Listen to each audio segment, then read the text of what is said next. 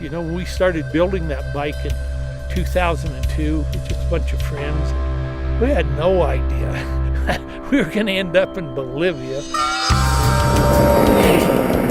In 2010, the Top One Akhtac set a new motorcycle land speed record of 376 miles an hour. In the last 7 years, no one else has come close to exceeding this speed. But the Top One team were not content with just holding the record. They want the Akhtac to be the first two-wheeled vehicle over 400 miles an hour. But each year they return to Bonneville only to find it flooded and shrinking. Mike Akativ and Rocky Robinson needed a new racetrack. There's one place that seemed ideal, Salar de Uyuni, the largest salt flat in the world. The only problem was its location in the remote Bolivian Andes. Attempting to set a record there was going to be a huge challenge, but in spring 2017, Top One Oil committed to supporting the team in this pioneering effort. First, they sent a survey team including land speed racing expert Mike Cook. Mike approached us and asked if I was interested in going to Bolivia, and I said, hell yeah. The Bonneville Salt Flats, I've always known them as being, maybe 2 miles wide at the most and, maybe 10 miles, but you come here and it just takes your breath away. The Bolivian salt flats do literally take your breath away. The rarefied atmosphere 12,000 feet up in the Andes Mountains would affect both engine performance and aerodynamics. The thinner air will allow the Akhtac to go 8% faster than at Bonneville, but the engine will need a much bigger turbo. It's going to be very, very tough on the motor. So that's something we're just going to have to find out. How hard can we run them, for how long, and that's all part of the equation. How fast can we go? Preparing the machine was just part of the challenge.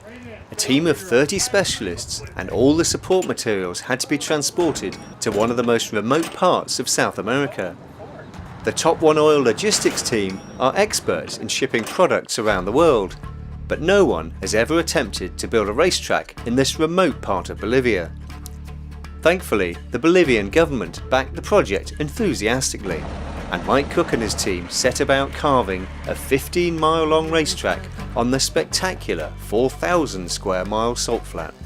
This has been a real pioneering effort out here. The logistics were just tremendous. I mean, getting all the equipment out here, arranging for all the people, the officials, grading the track. I mean, I'm in awe right now of how we got all this stuff here.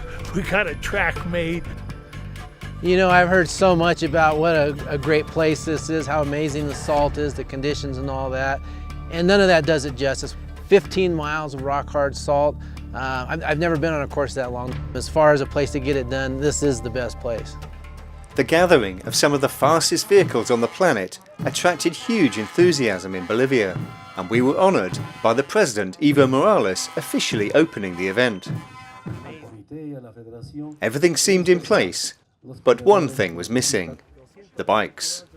The container with the Akhtac and all the support equipment was meant to arrive weeks before the team. Having been delayed by customs in neighbouring Peru, it finally arrived late at night, 2 days into the 5-day window for the event. When I saw the 2 containers that were supposed to be here almost a month ago show up, up until that point I was so skeptical that any of this was going to work. The team were now really under pressure to prepare their complex machine. Tower, Akhtac, we're going to be ready in about 5 minutes. Is course locked down and clear? Oh, Mike, we copy that.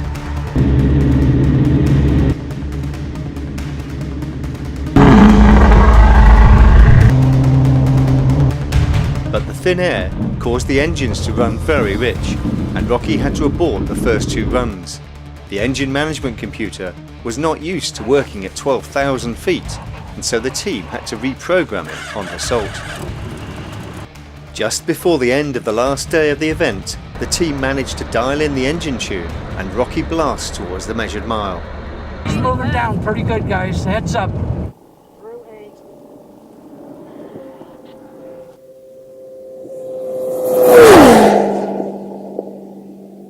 The Just before the timing lights, the engine blows and Rocky loses power.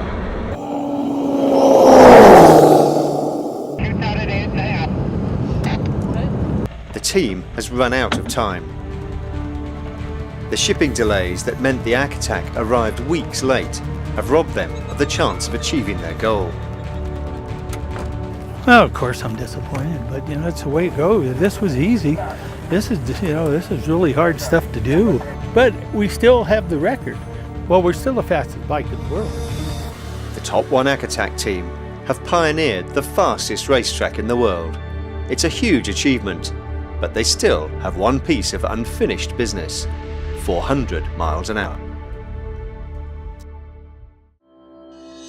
The Top One, Top of the World shootout was truly a pioneering achievement and wouldn't have been possible without the extraordinary efforts of our tireless and passionate Top One team.